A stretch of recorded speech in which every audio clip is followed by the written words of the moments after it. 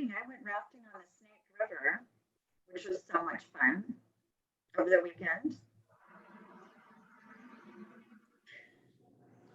Isn't that awesome? I went ahead and text Tori real quick just to see if he's jumping on here or not. I'm not sure if anyone else already did as well. Okay, we are live. Okay. Well, it is 7:33 on a bright Wednesday morning, September 2nd. So let's go ahead and do a roll call and get this thing rolling. Real quick, jumping on here or not. I'm not sure if anyone else already did as well. Okay, West Salem Redevelopment Advisory Board. Okay, we are live. Okay.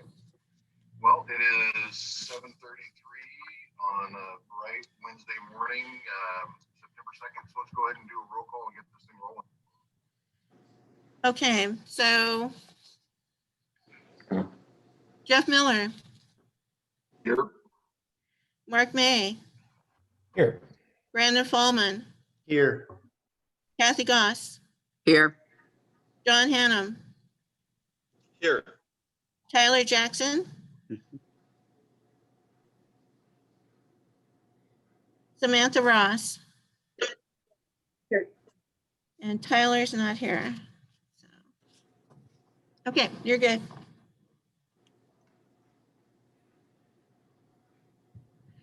Okay, Jeff, you're muted. Thank you. Yep, I got it. So moving forward in the agenda, any addition or deletions to the agenda?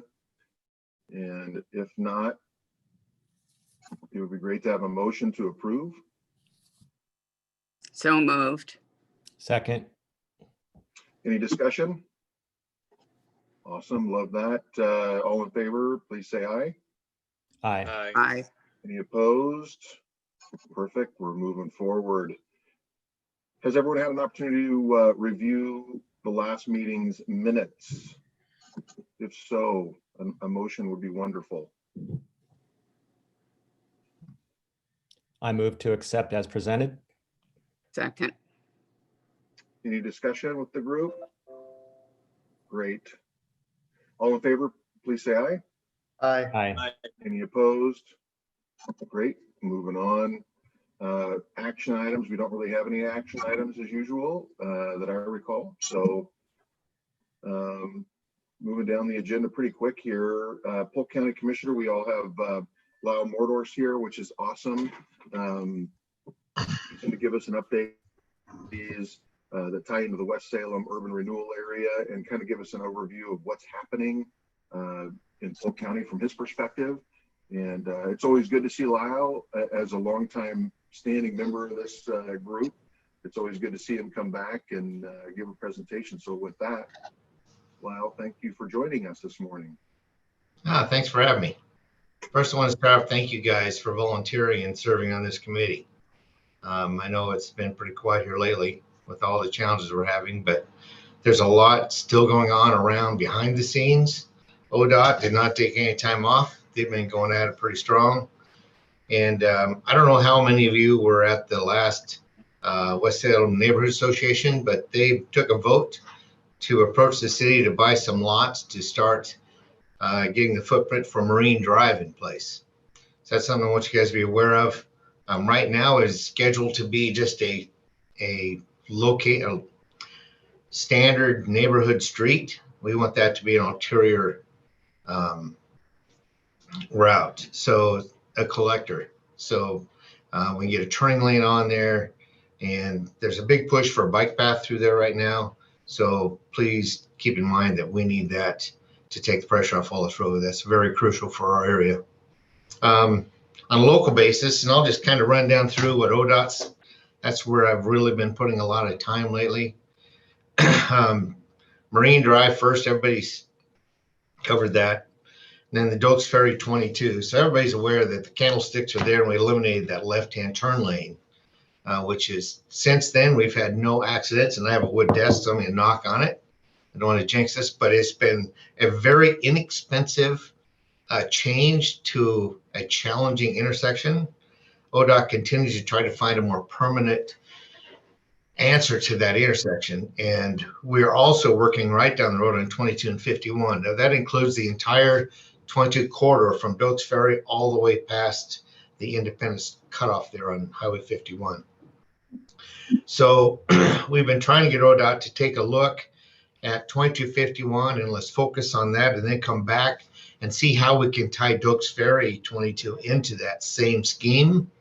There's a lot of talk about a lot of barriers, mediums going through there and making that just literally a drive-through. So that would eliminate all of those businesses and homes.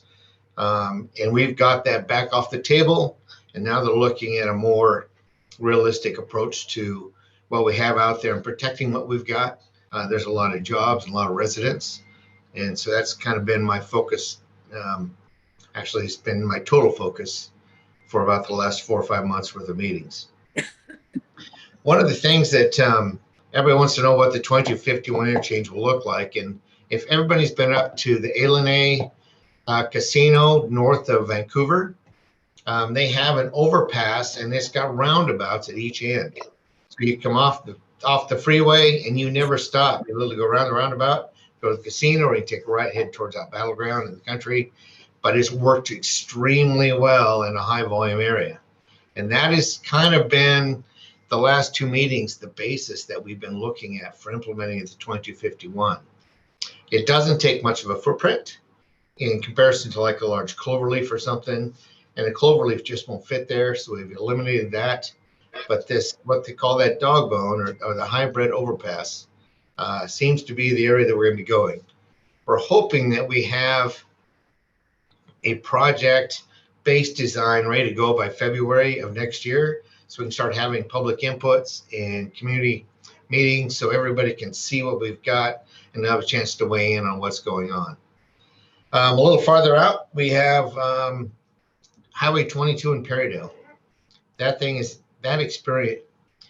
intersection has experienced a 500% increase in traffic accidents in the last 5 years.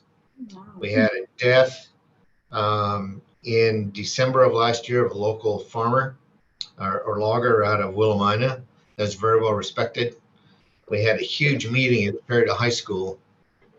Over 100 people attended. And since then, we have hit ODOT pretty hard. There's been a lot of letters and support sent into ODOT. It's got their attention. What we're trying to do is eliminate the north section of the Perrydale intersection and relocate that and bring it up to the top of the hill of 22 and Highway 223 or Kings Valley. That's right where the Maduri Farms packing shed is. Everybody knows where that's at. Because what ODOT has slated right now is they want to put a roundabout on 22 and 223 at the Maduri Farm, and they will put another roundabout at the Perrydale Highway 22 intersection. So they're 0.4 of a mile apart. So what that will do is that will just slow traffic down to 25 miles an hour. And if you're a truck and you come through the Perrydale intersection at 25 heading east, you head up that hill to get to the 223 Kings Valley Road. And again, it's 25. You can imagine what the weekend and summer traffic would back up going to the coast out to the casino or coming home. They ran some counts. There's about 800 cars an hour going through there on a busy day. So by rerouting Perrydale up to there, that eliminate one of the roundabouts, that will save the state around $7 million. So everything's a win-win for everybody. And they're starting to catch on to that. They're warming up to that idea. We've already met with Maduris and we've met some local people out there kind of get them ready to go and understand. So once this does get picked up, everybody's going to be aware of it and we're all on board. So the 223 Kings Valley, that one is actually going to start to design phase. They're trying to do it in December, but it's actually slated for February. But there's a project that one of the coordinators is working on. They're going to have done early. And they're hoping she can kick right onto this 223 Kings Valley Highway in 22 and get it rolling. Just north of that, on Highway 99, we know as McCoy Light. State knows that Highway 99 and Bethel Road. They're putting in a box culvert right there. And if you've gone through there, they've widened the road and built a bypass. And everybody thought that ODOT was creating a turning lane to make that much safer. That's also had a lot of accidents. We've had 3 fatals on it this year, trying to get through there with that construction. They couldn't start the construction until end of July because there's a possibility of fish swimming up through the creek, and they couldn't dare damage any creek that's bone dry right now. So I talked to locals. There hasn't been a fish in that creek their entire life, and they've lived there right there at that farm, the corner, Cloverdale Farm. And now there's a possibility. So we got to protect that. Frustrating, but it's going right now. In fact, it came through this morning. They just poured concrete on the deck of the final section of the box culvert. We worked very hard with ODOT to leave the temporary bypass there, but it was not built for permanent access. So what they're going to do is once they get this done, it will go back to the basic Highway 99W through that section, but they're going to leave the base part of all of the rock. They'll have to remove the asphalt because they didn't follow through on all of the Federal Highway Administration guidelines and rules. So we'll have to go back through and redo that and find money for this intersection. We're hoping we can, ODOT may have something we can move it up to the 21-24 step, because right now it's slated for the 24-27. So it's another 7 years before that gets addressed. And both of the 99W in Bethel Road and the 22 in Perrydale, there's a lot of high school kids at Perrydale High School that drive this 2 times a day, sometimes 3 times a day. And those are first-time drivers. So we want to make sure we can make that as safe route as possible we can to get them there and back. South of there, 99W in Cloud Corner, which has been a hot topic. When I was working for Les Schwab, I sat in State Capitol building with Craig Pope, Polk County Commissioner, trying to block this Cloud Corner roundabout. And now I am the guy trying to get the Cloud Corner roundabout built. ODOT said, fine, you want a roundabout? You're going to get nothing. So all of these jobs got set off to the side because it was deemed that Polk County was not cohesive to work with. Therefore, you get nothing. That's what they told us. So now we have all of these jobs all going at once. It's kind of like a juggling act, but we got a great team here at Polk County, and ODOT has came around. They've been great to work with. A lot of collaboration right now between Polk County and ODOT. It's been amazing. Our whole team had just kind of scratched their head because they've never had any questions put to them prior to the design or during the design. We usually get it and then we have to comment. Now they're finding out what we want and why we want it as they design the project. So they're really moving quickly. Then lastly, we got out of the casino, Highway 18 and Fort Hill Road. So right there before you come to the casino, 22 comes into 18 right there. There's a lot of accidents. Weekends, it backs up trying to get through all that traffic. We have came up with an idea called the Blue Line. So before you get to the casino heading westbound, you have that new overpass that was built about 6 years ago, that kind of does nothing. We can turn that into the Highway 18 22 intersection right there. And where the old sawmill was, it's been torn down to the right of that. That road would go right through there. There's a natural ridge line that goes up over the hill. It ties directly into 22 on the backside of Grand Ronde. So right now, all the trucks are going up to the store and they turn right and go right through the middle of Grand Ronde, where that road was never built for that kind of traffic. Because if they turn back at 18, as soon as you take a right a quarter mile, you come into that Kissing Rock area, which everybody's gone through. It's a very narrow, windy road, and that rock juts out. If you've got a load of logs or if you've got a long semi, you've got to swing wide, and there's no room for the other car on the other side of that road.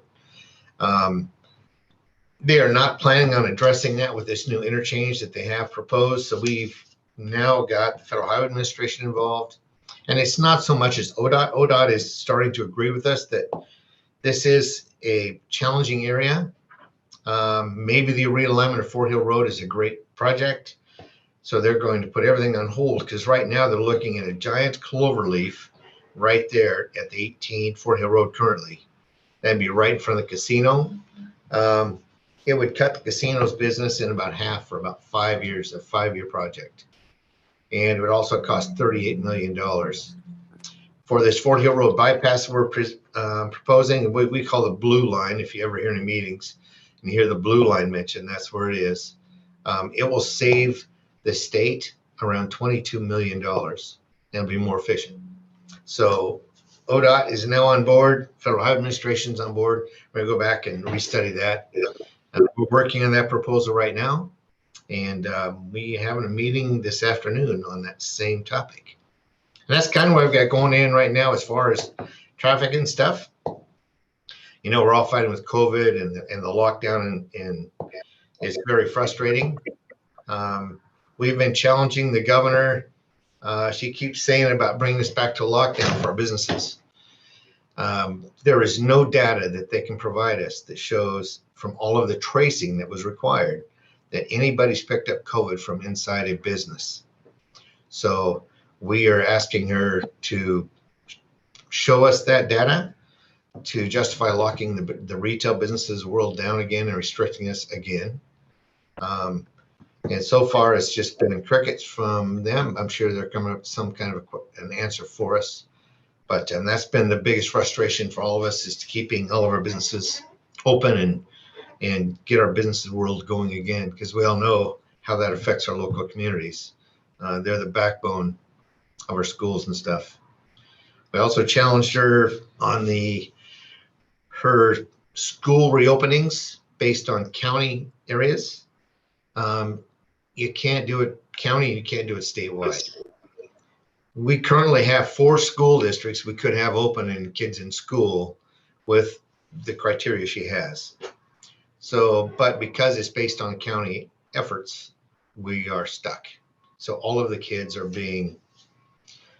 I just feel that they're losing out because of certain areas within their counties. And we should be addressing our future leaders in every way we can. And my daughter's a kindergarten student or teacher. She has 9 students going to be learning from daycare. So they're 5 years old. They can open their laptop at the daycare, and she's going to teach them while they're in the daycare. Now they go to daycare, but they can't come to a classroom. And that is some of those challenges that we're fighting for right now. So you guys know that we're not sitting back and listening. We're trying to figure out and bring common sense to her. But she's not listening. With all of that said, anybody have any questions that have anything going on or? Well, I've got just a couple of quick questions. One is a follow-up to Highway 22 and 51. You're talking about a roundabout. I misunderstood. So you're talking about Perrydale. Are you referring to putting a turnaround or one of those turnabouts in the middle of Highway 22 right there at that intersection? No. Well, at Kings Valley Road in 223, yes. Out there by Murduri Packing Shed, there'll be a giant roundabout. But in the middle of the highway. In the middle of the highway. Yep. There'd be no stoppage, no stop signs. Just go in, you go around it. They don't have any of these out in the country like they're proposing right now. And Polk County is slated to have 2 of them within the next 3 years completed. So it's been working really well back east. We aren't used to it. I tell you what, when I first heard this, I was as skeptical as anybody. You go back and you start doing your homework and you start checking out what's going on the East Coast. Traffic moves through them very well. There's a limitation how much they can handle. But like on 99W, how's it going to handle game day? When we have all of those cars heading to Corvallis and Eugene at the same time, that's just a line of cars. They said they've addressed all that. Going back east and watching some of the videos, it works really well. But on 22 and 51, that will have an overpass and the roundabouts at each end. But yeah, it's going to be interesting times for Polk County and the rest of the state. If you ever up north, they built a roundabout of Verboort, which is up by Banks. It's been very well. It was the first one they put in the area. The one they're putting on 99W in Cloud is going to be done first. They've widened it by 12 feet. So oversized loads, cars with campers, long semis, everybody can get through that very easily. So it's going to be a big improvement over that one. They've already made it through, and they also have soft curbs. So the big long trucks can't cut over the medium in the middle, just go slow. So they won't be blowing tires. Yeah, for me, that's a big thing. So I What's guess the I would ETA have on to that? see Mike? a video. Excuse me, I'm sorry, Jeff. I guess I would have to see a video, but does the speed go down? yes, you're down to 25 miles an hour when you go Okay. through a round. Okay. Well, sorry, Samantha, I didn't mean to interrupt you. I didn't see you talking. No, I'm about sorry. I that. didn't interrupt you. The overpass on 51 and 22, is that 3 years, slated for 3 years down the road, or 7, 5? I don't have a date on that yet. That's Okay. going to be about a $58 million project is the tentative price tag on that. We're going to need some federal funding. Right now, there's federal funding available. So we're trying to get this done as quick as we can and create what they call a one sheet. So it's a design description that we can start sending to our legislatures and lobbying for money. But we got to get that one sheet done. I just want to highlight Tori joined us. Welcome, Tori. Sorry, No, not at all. Apparently, Tori. Morning, Tori. I've done this a few times. I don't know what my issue is. Sorry, Lyle. No worries. We're rolling along here, Tori, so it's okay. Last question for me, Lyle, is at one time there was kind of an interesting bypass. If you were to parallel 22, Dokesbury looked like it went to 51st Avenue or something along those lines, 50th Avenue. Do you recall that project? I think it might have gotten scrapped a year or two ago, but I just wanted to talk about it and make sure I'm on the right page. So there was actually two of them. There was one that went up over the top and tied down into 55th. So if there was a wreck on 22, we could go up over the top to Eola, and that'd be paved all the way through, and then drop back down in and come out at 51 intersection. Mm-hmm. And then there's also when they started looking at Dokes Ferry, and this has been 9 years ago when they started Dokes Ferry intersection, because there's been so many accidents there. They were going to put a frontage road from Dokes Ferry all the way up to 55th. What they found out was that whole hillside is a slide area, and they found movement. So they scrapped everything. They put it on hold and put it on a shelf like everything else because it scared them. The great thing is the leadership we have in ODOT today challenged all their geotechs and said, look, you're geotechnical engineers. You locate where there is a slide, and your job is not to say, okay, there's a slide, we walk away. Your job is to locate that slide and then mitigate to get across it. So you're professionals, let's get it done. So it's completely different dynamic now when we go to these projects. It's been I tell you, I have enjoyed it so much, and I've learned so much because every day is something new, and and just the collaboration starting to happen. It's pretty exciting. So is that back on the table then with the geotech guys mitigating that slide or not? Yep, they're taking a look at it again. They're going to retest a couple of areas where it moved. It was a half an inch over 24 months, but at the same time, it was down next to a creek. So as in the springtime and all the water and the runoffs come through and the soil swells because of the water, and as it dries out, it shrinks back down. We challenge that. Is that what you measured? It's a half an inch in 2 years. And when it's all said and done, it's right back where it was. So they're going to go retest that on our, it was just common sense questions that we're bringing to them that it is amazing. Sometimes when your education points some things, you forget about the simple stuff. So. Yeah. And then Do you have a question? was there still a plan to pave Viola over the top, Lyle? I couldn't understand from your description. At this time, there's not. They don't know if you ever drive that road, you get down the bottom where that new pavement and that really sharp corner you got to come up. That is a engineering nightmare. It is so steep right there, and to swing that corner, it would be very expensive. So just don't think that right now it's cost prohibitive. Just return on investment's not there. They're still looking in other areas though, ways to get another route besides just Highway 22. That was the one thing that the anti-bridgers used so hard was we put the third bridge in, but we still have 22 to get through that corridor. Well, that 22 corridor, we lost that bridge, but we got to figure out ways that 22 can be more efficient and get more cars there. It's growing. There's 36,000 cars a day go through Highway 22. And everybody's seen the Dundee bypass and all of the money that's spent there. That has 22,000 cars a day. So we are 14,000 more cars per day than Dundee. And we haven't gotten anything done. So my whole challenge is 22 and 51 first, then let's come back and we'll mitigate all the other access points and stuff once we get the main footprint designed. And that just makes common sense. That's what ODOT's bought in, they've agreed. So we're gonna get this done, and hopefully in February, we can all be upstairs in Ross, face to face. And you guys can see the work that's done and weigh in on, everybody drives it. And that's what I told ODOT, you design things without public input. So once you have a design, then you're upset about our input because we live there and we face those challenges it gives us every day. Wallace Road is the perfect example, and I've already got that slated on there. They're going to be repaving that next year. So you're going to have a 2-lane road for about 8 months through Wallace Road in West Salem. It's going to be a nightmare.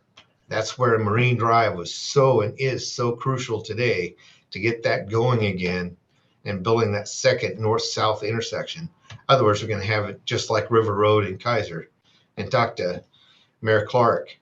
There's no way around that now because it's allowed it to all build up before they addressed it. So Marine Drive is right now a key issue for us, and I hope you guys stay on that. That's out of my jurisdiction. That's a city project. So please stay involved and voiceful on that so we can get what we need to address those issues.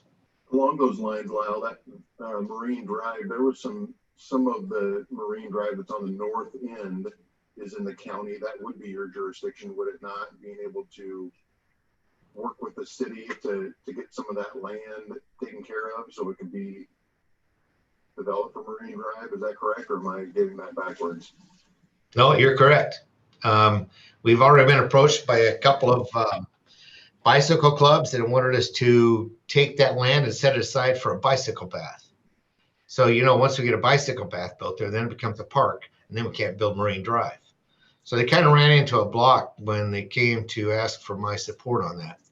So that's going to be, as long as I'm in office, and hopefully I can get all of my other 2 commissioners right now are 100% with me. That needs to be an ulterior route for north-south traffic. And the bicycle lane, we can build at the same time we build the road. We can put it off to the east side of that road, and they can go the full length of that without crossing the road till they get all the way down to the courthouse. And then they cross one, they onto the bridge, and they go all the way to Middle Island with never crossing a road. So what better bike answer is there than that pathway? And I'm on board 100%, but that pathway will never be built until we get a road one. And that's how we have to stand, or we won't get it. So, and I still love, I don't know where the underpass is. As the city stepped forward on that, they got any funding to make that happen for the 2nd Street underpass? Have you guys heard anything on that? Not to my knowledge, Tori, you can jump in on that probably better than I can, or Mark.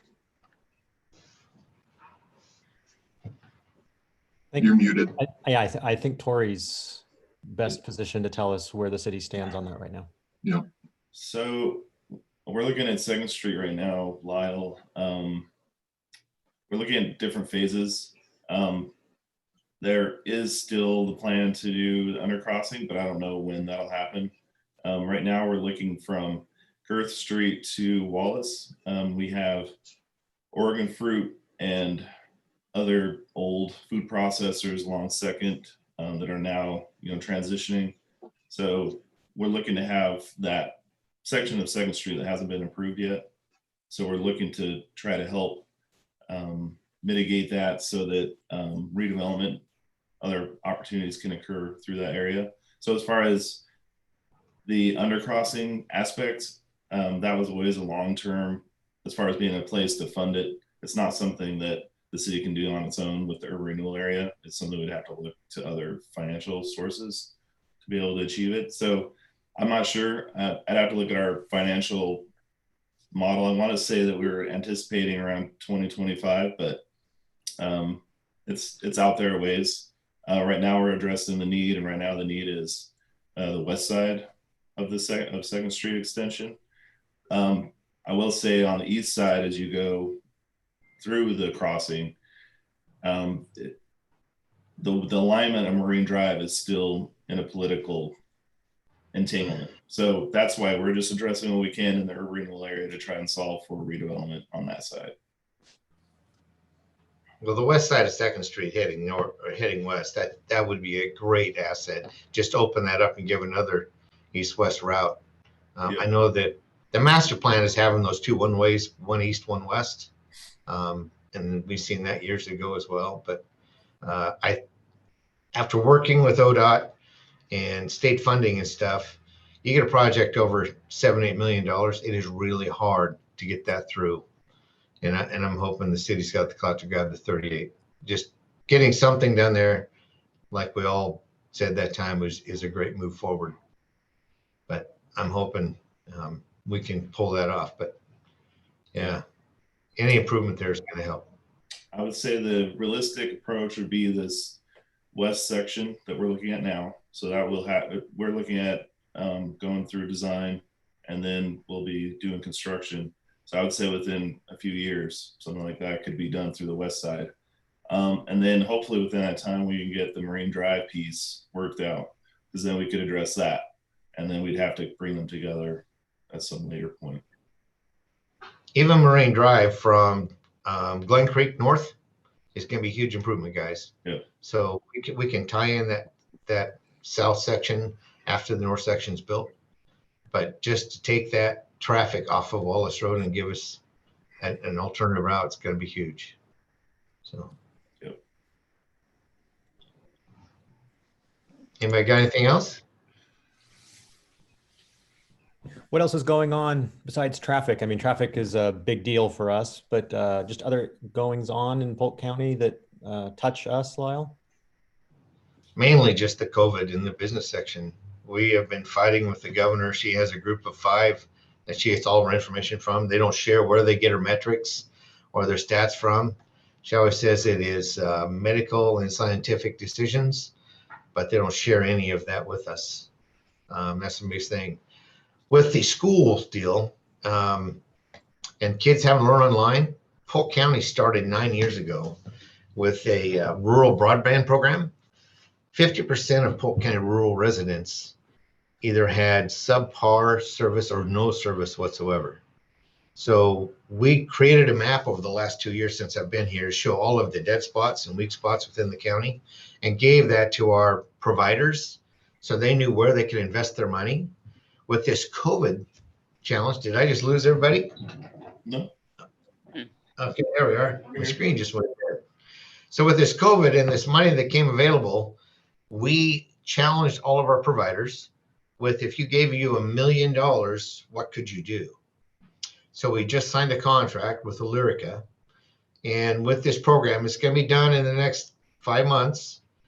We will have 90% coverage in Polk County available for families and kids where they have to have school online. Now they can stay home and have school online. And then those who they had, like at my house, I cannot stream a Zoom. I just got Illyrica put in. Now I can sit in my living room and stream finally. First time in 15 years living in the country that I actually have internet. And everybody thinks that's so ridiculous, but that's a reality right now. And there's so many places in the hills that had zero access to broadband. And now within 5 months, the kids will be able to, it's up to the parents to purchase it, but it will be there at their disposal if they need it. And you know, in today's youth, you're going to have it. And it helps our county so much just having that connection. So that's one of the biggest things. One other challenge we have is daycare. And all of you guys are business people. How many of your employees call in sick because their daycare provider's sick or ill, or their child is sick or ill, or literally right now they can't find daycare, especially if you have a child a newborn, and that 0 to 2, that is a tough area right now. So we've also got a project we're putting together right now with this COVID money, this CARES Relief Fund that we got from the federal government. And just for another preface, Polk County, we had a study done and it was put as a daycare desert. We have 73 providers within Polk County right now. We had 97. So we've lost 24 of them in this COVID thing. So this $500,000 we're slating for this will be startup funds, grants. So if you want to start a daycare, you can file for the grant, much like our toolbox there in the West Salem Advisory Board. So the startup costs will be covered so we can get more daycare available for our employees. And those two things right now are the talk of the town. A lot of work, and now you see it starting to come to fruition. It's pretty exciting. Good. Thank you for that update. You're welcome. Yeah, thank you, Lyle. Anyone else have any other questions for Lyle before we move on in the agenda? No? Brandon, you always have a good question. Come on now. All right, well, Lyle, thank you. Oh, Samantha, please. You're muted.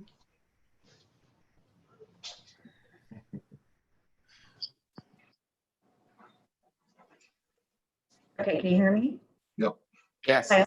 So on Wallace Road going under the bridge to go to downtown Salem, it looks like there was some paving done on the one lane.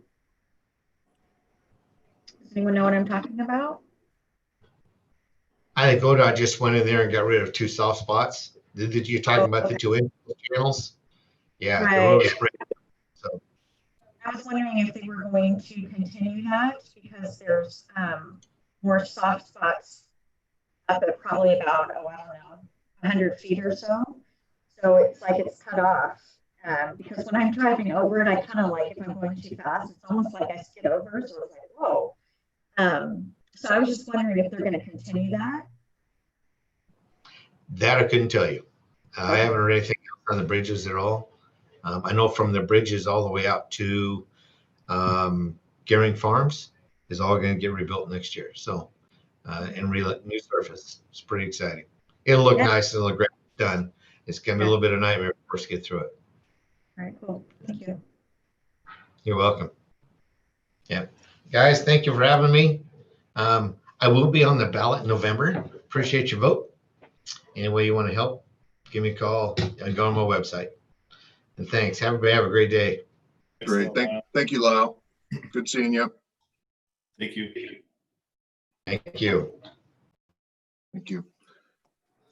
So let me pop back over to the agenda. Tori, did you want to chime in on anything regarding to Lyle's conversation, or do we just want to move forward in the agenda at this point? We can move forward unless there's something that you had a question on related to it. For clarification or anything. Talking or renewal and 2nd Street, that is. I'm okay right now. Does anyone else have any questions for Tori regarding 2nd Street? Okay. Any of that? Okay. Good. Well, with that, it looks like we're probably going to have an early out here. Next on the agenda is Edgewater Partnership, West Salem Business Association, Neighborhood Association updates. Tori, Samantha, whomever. So why don't we start with Samantha with the Business Association? Sure. I know that we have decided, the board decided to postpone the golf tournament.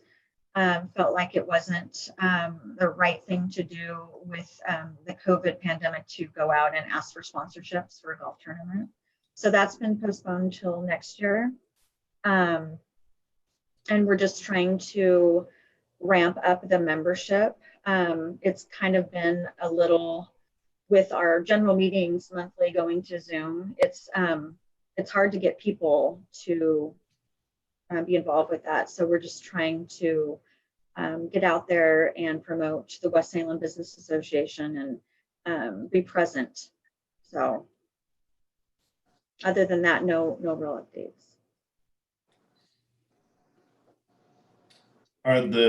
Is the information on the Zoom meeting, is that something you email out or is that on a website? Yeah, and that I've had a couple people contact me saying that, well, what's going on, you know, and I was like, why aren't you receiving the emails?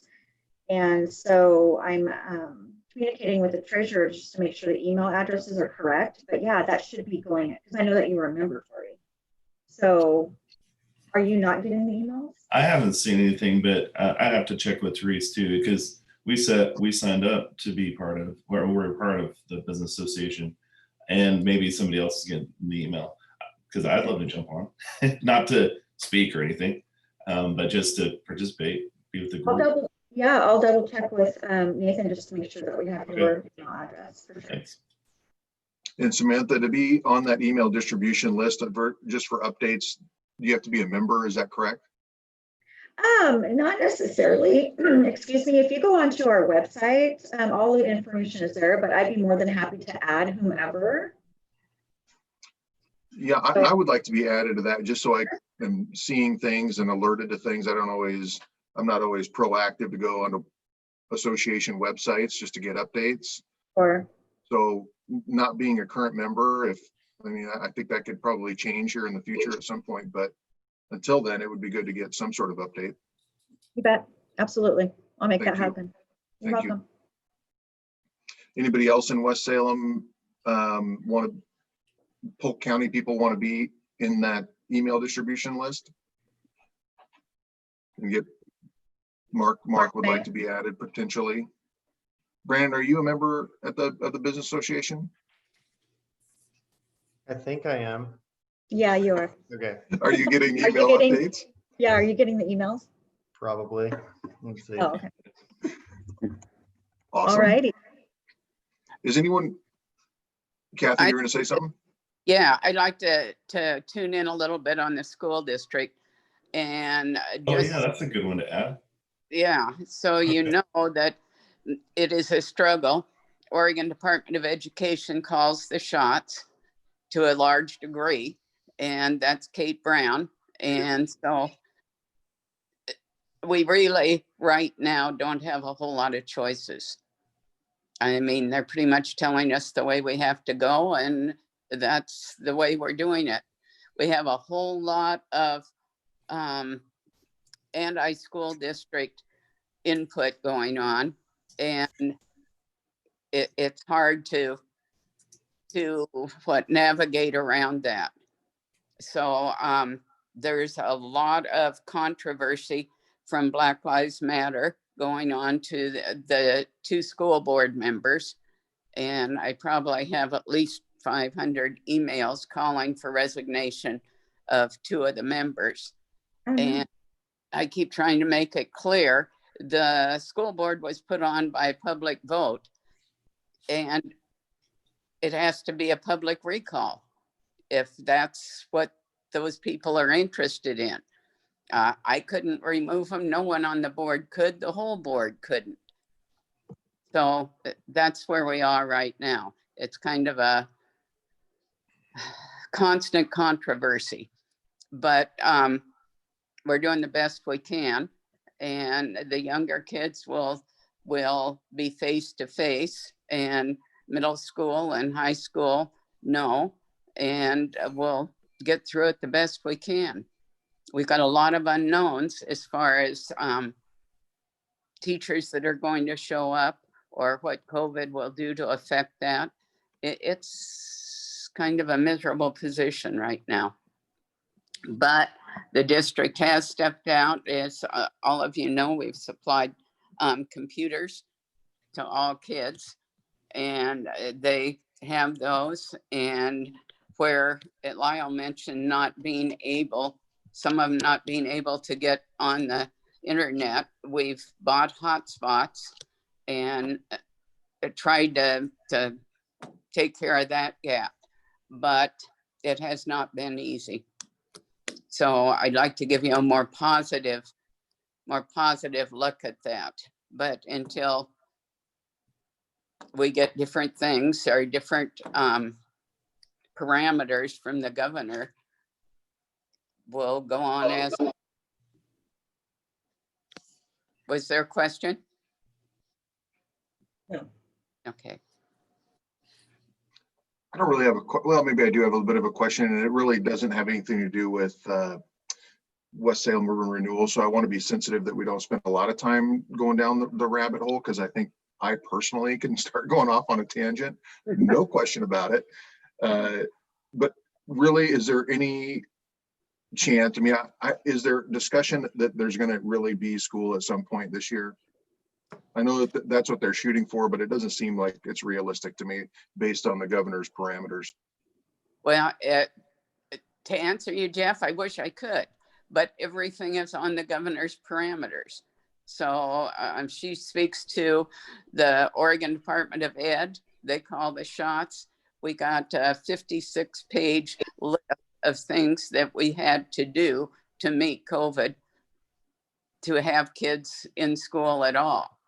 And we're doing as many of those as we can, and trying to keep the younger kids out of the virtual as much as possible, because the little ones can't sit there and watch that and really take in much of anything.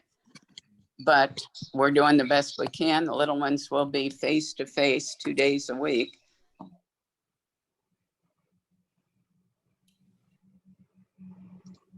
Well, it looks like we lost Kathy. Oh, there she is. Go ahead. You're muted up, I think.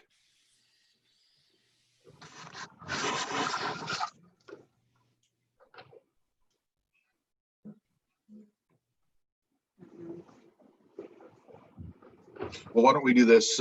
Thank you, Kathy. Can't hear you. Is anybody attending the neighborhood association meetings? I know we've talked about. I was at the last one. Yeah. Via Zoom, and it was evidently there was a situation with one of the I think it was the chair or the vice chair, where something happened on Facebook. So I felt like the entire meeting was based on that and people just giving their 2 cents. So I really didn't get anything out of it. There was just a lot of back and forth of rules, bylaws, in regards to that situation, which I wasn't privy to. So it was very inexpensive entertainment for the night, but I'll be attending going forward. And those are being conducted over Zoom, is that correct? That's correct. I think I need to get onto that as well, probably, if it's Zoom. I'll contact the president and have him send you the link or give him your email address. Yeah, please just give him an email and then he can include me in that distribution list as well. Thank you. Yeah, no problem. Personal secretary right here. I feel terrible about it. I mean, I feel like I should be able to email somebody myself. No, it's okay. I'll actually do it, Samantha, if that's okay, because I think it goes through the city. I don't know, I have to check, because I know that the city provides resources to help with the agenda and everything, and they're a separate organization. Let me look into it. I had to get on it myself to get the link, so I'll reach out to neighborhood services and see if they control that contact. Okay. How I got on it, I reached out to the president and he sent me an email with the link, so That's I can fine probably too. just forward that. Yeah, Save all right, some if time. it worked for you, go that Sure. route. Thanks, Tori. I was just trying to help, because I thought that, I know the neighborhood services does provide some assistance with some of that. I wasn't sure. Yeah, I just given Jeff a hard time. Okay. Has anyone been involved in the, Dwayne Hilty, when he was on the board, he was always really involved in Edgewater Partnership with all the good things that are going on down there. Has anyone been involved in any of that? No. So I do get meeting notices from them too, and I think they're doing virtual meetings as well. They do the walking tours occasionally. I don't know that they've been doing it since the COVID situation. And I'm also still talking to Dwayne about having a representative from a resident on their renewal area for the board. Right now we have pending applications for all the other representation except for a resident in the urban renewal area. So, and Dwayne's been really good about connecting me to different people that could either help with the urban renewal area or with the advisory board. So yeah, that's another one of the contact lists that I'm happy to connect whoever needs to be connected to that group if you want to see what's happening, because they do similar virtual meetings, and hopefully, we'll get somebody filling that position soon. Great. Well, with that, it kind of brings us to the end of our agenda, which is the last item is topics for the next meeting. If anyone has anything that they would like to chime in and see that we can try and capture for the next meeting, now's the time to try to jump in on it. I will say that Jeff, Mark, and I spoke about some options on a COVID update, as far as maybe hearing from, we're living in the moment now, but what is anticipated going forward. So some possible participants could be an emergency manager to see, what, how has it been addressed and what can we anticipate going forward. Mark had mentioned from a business perspective, just kind of setting a tone so there's a little bit more of an understanding what to expect. So potentially we could have Annie Gorski, who's the economic development manager. She could speak to grants and the business perspective.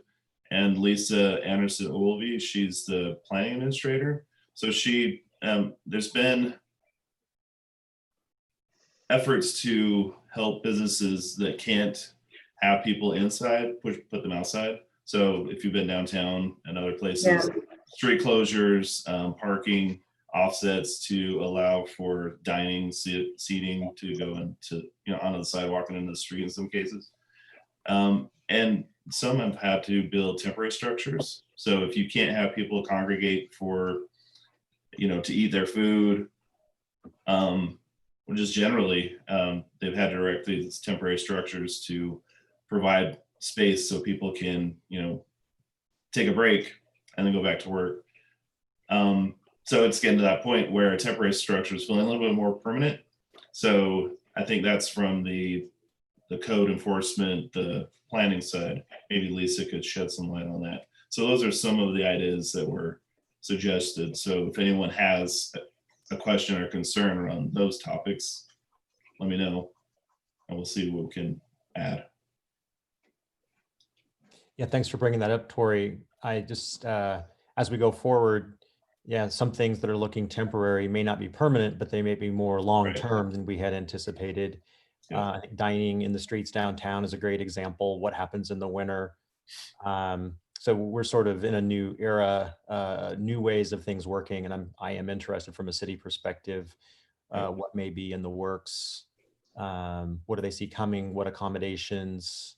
What challenges are businesses having? I think it's an interesting topic on the non-medical COVID side of things. Yep. I think one other thing we also talked about, just for the group, and Mark and Tori, you guys can chime in. We talked about budgets, how this is going to affect budgets moving forward. That would be an interesting topic as well.